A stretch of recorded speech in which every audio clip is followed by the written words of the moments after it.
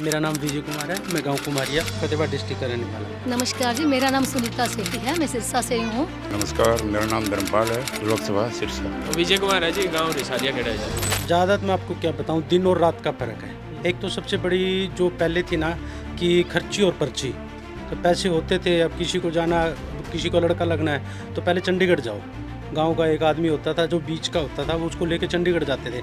जो बीच का खर्चा था 15-20 हज़ार रुपये वो लगता था, और काम अपना नहीं होता था, वो खुद का काम करता था। पहले जो पेंशन मिल रही थी वो मिल रही थी पटवारियों के थ्रू, या जो गांव के अंदर पंचायत घर बने थे वहाँ वो पटवारी एक दिन पेंशन देने आता था। लेकिन अगर वो पर्सन घर पे नहीं है तो उसकी जो पेंशन है वो खुर्द-बुर्दी कर दी जाती थी। वो कहाँ कहाँ जाए, उसको कुछ समझ में नहीं आता था। आपको पता है, गरीब आदमी की कोई सुनता नहीं है। कांग्रेस के टाइम में या अपने ये इंडियन नेशनल लोकदल है, इनके कार्यकाल में नौकरियां मिलती थी रसूखदारों के बच्चों को, गरीब को नौकरियां नहीं मिलती थी। मैंने अपने आस पड़ोस में देखा, गांव में देखा, तो कोई लीडर के बंदे होते थे, उन्हीं के पास में लिस्ट आउट होती थी और उन्हीं के पास में 2-2.5 लाख 5 लाख रुपए देकर और वही काम चलता था जी। पहले तो फ़ोन भी करवाने पड़ते थे, चाहे वो बच्चे को अच्छे मार्क्स नहीं आए फिर भी ऊपर से फ़ोन आता था।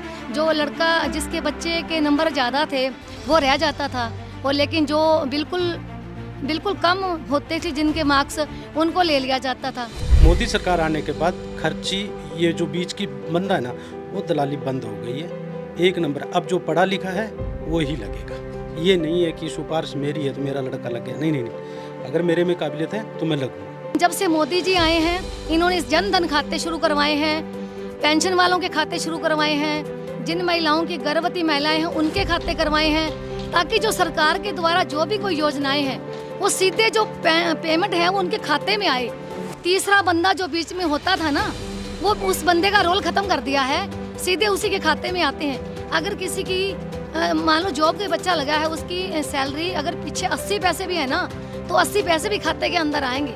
बिना खर्ची बिना पर्ची की नौकरियां हमारे गांव में बच्चे लगे हैं काफ़ी, कई महकमों में लगे हैं। 2 बच्चे मेरे परिवार में ही लगे हैं और उससे पहले भी लगे हुए हैं। मेरा लड़का खुद का डॉक्टर है, तो नौकरियां बहुत मिली, ऐसी बात नहीं है, और कोई पैसा किसी का लगा नहीं है। तो जितनी नौकरियां अब मिल रही है, जो मिली है, कांग्रेस के मुकाबले तो बहुत ज़्यादा मिली है। मैंने ओनली 250 रुपये पे किए जी कैंडिडेट फीस है।